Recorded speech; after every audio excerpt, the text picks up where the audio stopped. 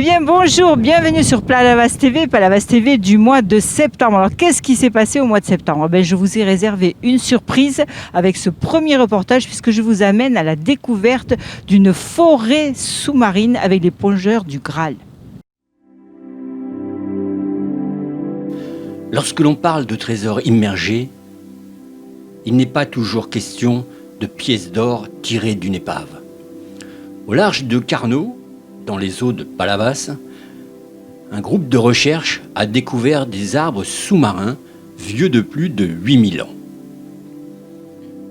Nous avons rendez-vous ce matin avec le Graal, groupement de recherche archéologique du littoral languedocien.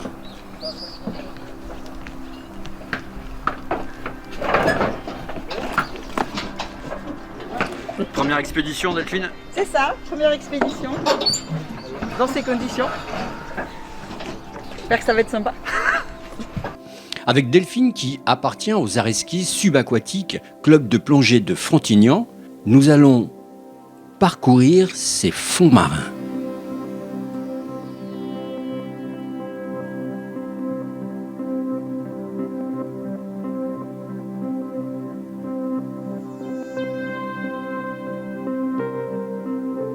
Ce genre de découverte est rarissime.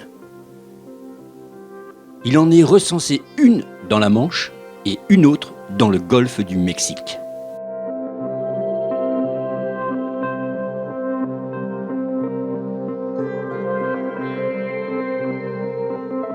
Donc cette forêt. En fait, elle a été effectivement découverte, on va dire petit à petit. À la suite de plongées que nous faisions pour prospecter aux alentours de la zone des pierres.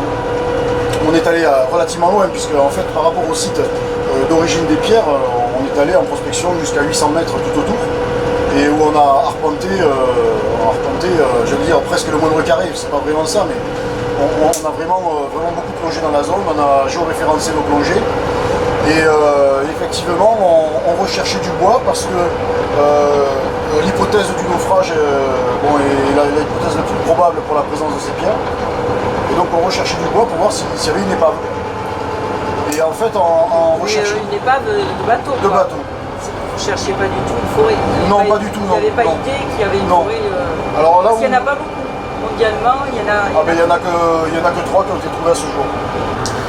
Et là, sur le site là aujourd'hui où on en est, donc il y a le fameux site des pierres qui a été découvert par Claude Marty dans les années 80, puis fouillé par des clubs de plongée locaux et par le DRAS bien évidemment.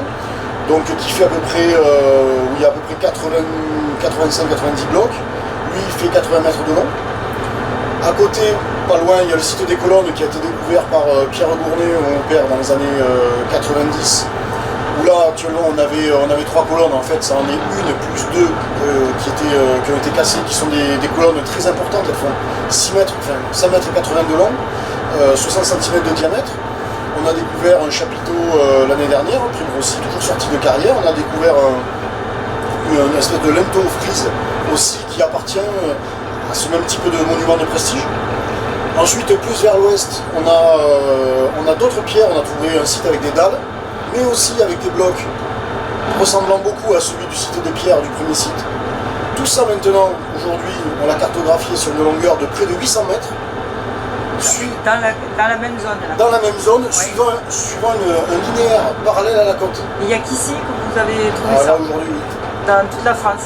Oui, parce que en fait, en général, le transport les épaves de transport de pierres, si vous voulez les pierres, donc c'est très lourd, en fait, sont toutes rassemblées sur la superficie qu'avait le bateau à la base. Là, vous voyez, le bateau coule, il peut y avoir 2-3 blocs un peu éloignés, mais le gros du chargement et les pierres sont les unes sur les autres et sont rassemblées au même endroit. Là, nous, on a tout le contraire. On a des blocs qui sont alignés les uns après les autres quasiment. Des fois, il y a des rassemblements, des fois non. Des fois, ils sont un peu plus éloignés. Mais on a un véritable alignement. Et ça ne correspond pas vraiment à l'idée qu'on se fait d'un naufrage. En plus, l'alignement n'est pas dans le sens des vents dominants en cas de tempête et tout ça. Donc on ne comprend pas. Et ça, on ne sait pas l'expliquer aujourd'hui. Donc vous travaillez là-dessus? On travaille là-dessus aussi. Parce que c'est on va dire, la découverte de la forêt. C'est passionnant là ce que vous Oui, faites. on est passionné. Ah oui, là il y a de quoi. Hein. Ouais. C'est pour ça que la ville de Palavas, on est allé voir Christian Jean-Jean, le maire de Palavas, qui a... En fait, c'est un historien de Palavas. Alors, il a de suite adhéré au récit, en fait. Il a été aussi passionné par ce qu'on fait. Et la ville de Palavas nous aide beaucoup par la mise à disposition de nouveaux locaux, parce qu'on n'avait pas de locaux, alors on se débrouillait les uns chez les autres et tout ça. Et par l'obtention d'une place au port, parce que bon, les fonctionnements aujourd'hui de l'association, c'est nos cotisations. On commence à avoir des Vous êtes à Carnon aussi. Et on est à Carnon jusqu'à présent. Normalement, on doit aller sur Palavas. D'accord.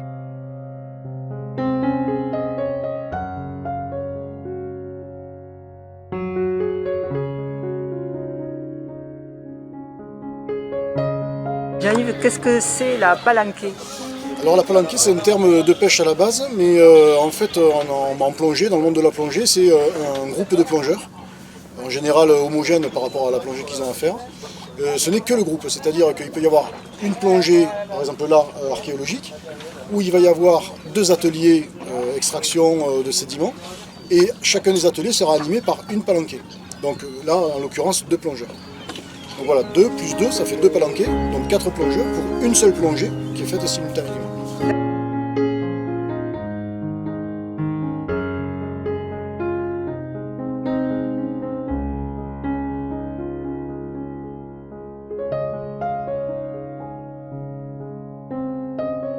Il y a des laboratoires, notamment Benoît de Villers, mais aussi Frédéric Bouchette, qui étudie les couches de sédiments pour connaître on va dire, la nature de l'environnement à ces époques-là et pouvoir les dater. Et donc là, il y a une carotte qu'on a fait de 1,50 m qui a été étudiée par le laboratoire de Benoît de Villers et qui aussi va donner des résultats très intéressants. Je voudrais géoréférencer les 4 angles du carré. On peut le faire. On peut le faire? Oui, parce qu'en fait, on peut faire une moyenne. D'accord. C'est-à-dire qu'on peut rester genre 5 minutes sur un endroit. La balise en haut va se balader un peu. On va la tenir le plus tendue possible. Elle va se balader un peu. Et l'ordinateur, lui, il peut dire je prends la moyenne de tous ces points. Mais ce qu'il avait fait, elle voulait faire Marie-Pierre, c'est qu'elle a planté des bien piqués et une tige qui arrive à la surface.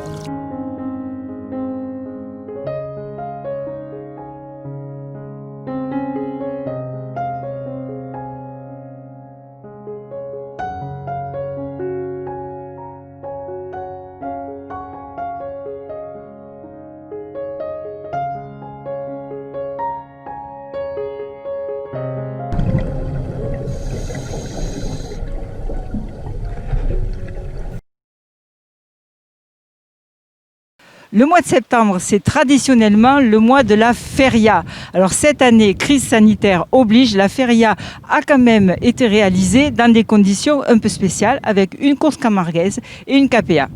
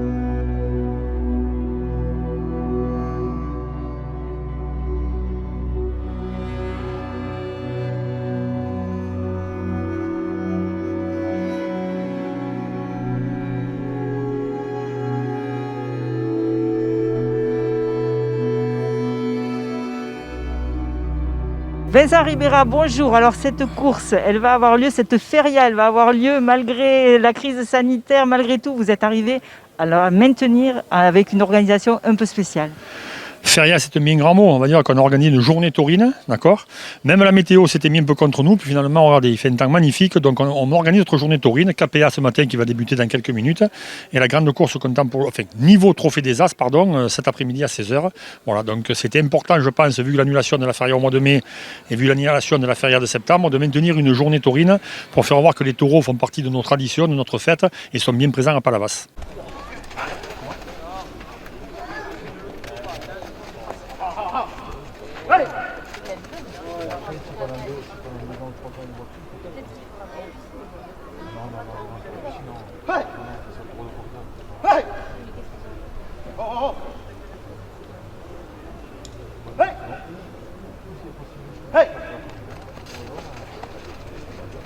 En attendant, notre axe était vraiment la course camarguaise, mais également les courses landaises, les KPA. On essaye de diversifier au maximum tout ce qui touche aux taureaux et aux chevaux. Alors dans ces arènes, il se passe aussi beaucoup de spectacles d'habitude. Cette année, ça a été un peu perturbé. L'été, il y a toujours des spectacles de variété, des taureaux-piscines, plein de spectacles. Cette année, les gros spectacles, Patrick Bruel a été reporté l'année prochaine. Qu'est-ce qu'il y avait d'autre? Il y avait Eva Queen, il y avait plein de gros spectacles de variété qui malheureusement ont été reportés l'année prochaine. Bon, c'est que reculer pour mieux sauter, je dirais. Voilà. Maintenant, on espère que cette crise va vite être derrière nous. Il faut être encore un peu patient et on espère qu'on pourra reprendre la vie normale très prochainement. Et aujourd'hui, on respecte les mesures sanitaires. Bien entendu, les arènes font 4002. S'il y a 1000 personnes, ce sera le grand maximum. Donc il est clair qu'il y a largement de quoi respecter la distanciation sociale dans nos arènes. Et on espère qu'après les gens se responsabilisent et se mettent au moins à 1 mètre chacun, chaque groupe à 1 mètre chacun des autres. Donc il y a vraiment de quoi respecter les distanciations et les gestes barrières.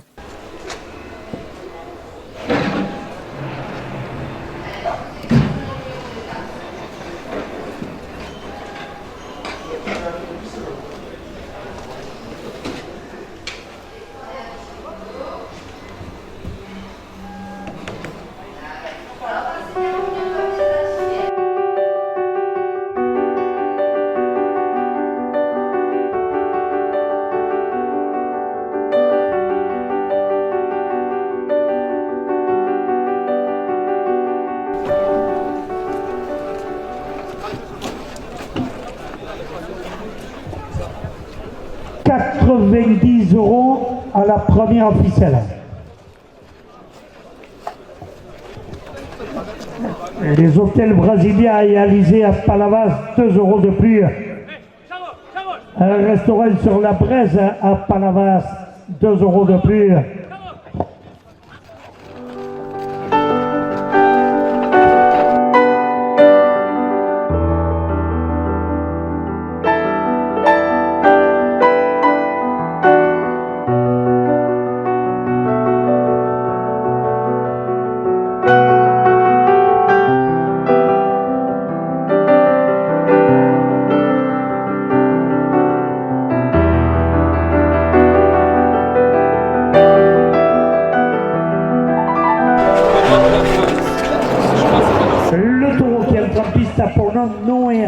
Il appartient à la manade des Pommelles. Il est porteur d'une cocarde et de 2 glands valant 90 € chacun. Ce taureau est marqué du numéro 939. Il est âgé de 11 ans.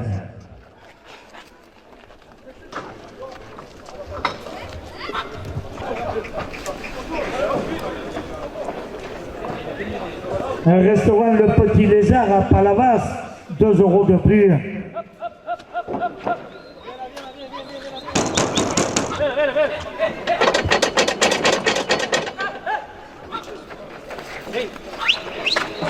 Société emballable tout pour l'emballage, 2 € de plus.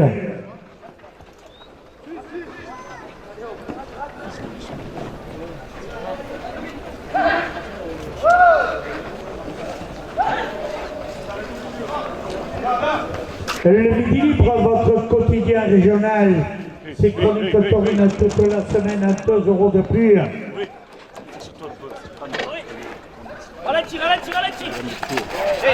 Le premier gland pour le rasetteur Joaquin Cadena.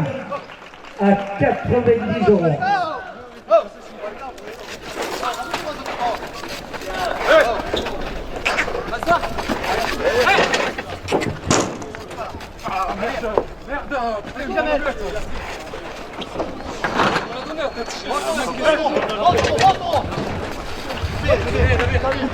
La coupe pour le rasetteur Zico Catif à 5 euros. La cocarde à 5 euros pour le rasetteur Yacine Naïm. 2 euros de plus.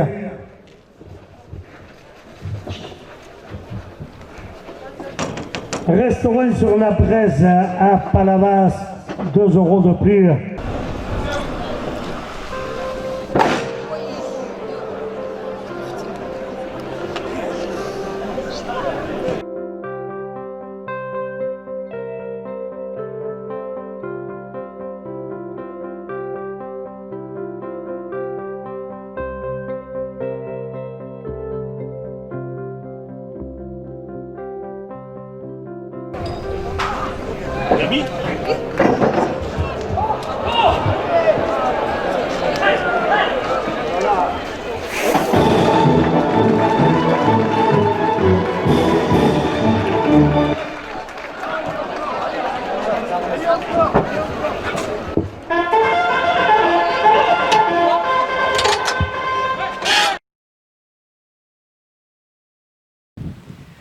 Ce mois-ci, nous avons pu aussi voir une nage solidaire organisée par des étoiles dans la mer en faveur de la recherche contre le cancer du cerveau.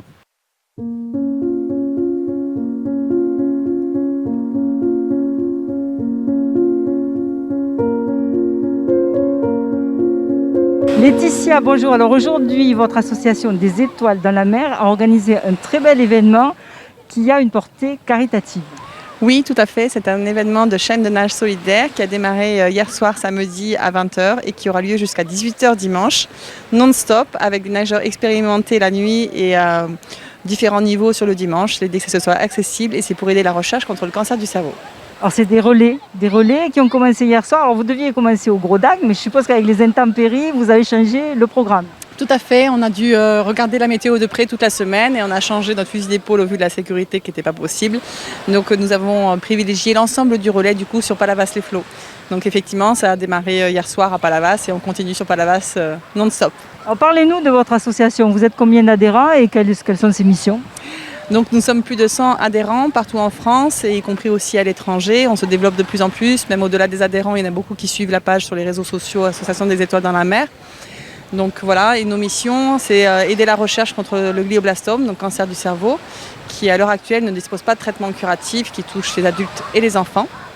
Et notre rôle aussi, c'est de les soutenir dans le parcours qui est très compliqué avec les troubles cognitifs qui sont associés à cette maladie. Et bien sûr, bien évidemment, sensibiliser l'opinion publique contre ce fléau de santé publique, justement, puisqu'on ne connaît pas les causes de cette maladie. Alors qu'est-ce qui vous a fait vous mobiliser pour cette cause ? Eh bien, ça a commencé, déjà je connaissais le glioblastome en tant que professionnel de santé, donc j'étais déjà sensible par rapport à ça. Et mon mari est décédé en avril 2018 du glioblastome. Et assez rapidement, en fait, j'ai souhaité faire quelque chose qui puisse alerter les médias. Et vu l'ampleur que ça a pris avec des soignants de bloc opératoire, on a mis en place l'association qui a vraiment pris son essor quand il y a eu cet événement de nage que j'ai réalisé, 18 km en pleine mer en juin 2019. Et depuis, de nombreuses familles suivent partout en France et à l'étranger aussi. Donc c'est pas la première édition ? Si, parce que pour moi c'était un petit peu différent, c'était une édition individuelle, alors que là l'idée c'est que ce soit vraiment quelque chose de collectif, solidaire et justement accessible à tous. Et vraiment c'est très très riche parce que là il y a des familles, vous voyez, il y a même des malades qui ont nagé, il y a des familles de malades, il y a des personnes qui viennent de perdre leurs enfants, qui viennent de perdre leur mari et ils sont venus en avion, en train pour pouvoir faire cet événement et faire cette chaîne, donc c'était plein d'émotions aussi. Donc vous avez eu un bel écho ? Oui, on a eu un bel écho, effectivement. Alors il y a eu beaucoup d'investissements de la part des bénévoles et d'engouement autour de cette action. Et voilà, donc effectivement, ça a bien résonné chez de nombreuses personnes. D'accord, donc on va regarder, ils partent un après l'autre, c'est ça hein? Voilà, c'est ça. C'est un nageur à la fois et c'est tant mieux. Comme ça, c'est plus facile au niveau de la sécurité. L'idée, c'est vraiment que ce soit un maillon, une chaîne de nage solidaire et pas, c'est pas chronométré. Ils peuvent le faire avec des palmes, en combinaison, avec des objets flottants. Voilà, c'est vraiment convivial et solidaire. Il y a aussi des stands d'information. Il y a des chercheurs qui sont venus tout au long de cette journée sur les stands. Il y a des stands de snacks, buvettes, des stands d'animation sur la plage comme on peut le voir à côté. Il y a des ventes de goodies. Alors il y a des produits qu'on a créés, donc des t-shirts, des maillots, des bonnets, etc. pour l'effigie des étoiles dans la mer. Et après il y a des créatrices qui depuis 3 mois tricotent non-stop sur un groupe Glio Créatrices. Et voilà, ça fait à peu près 4 colis par jour que je reçois depuis 2 mois.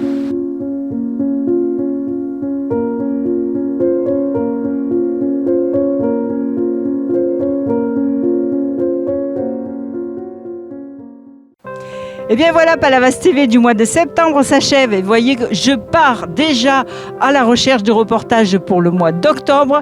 Rendez-vous le 5 novembre et en attendant, n'oubliez pas, likez, partagez et abonnez-vous à Palavas TV.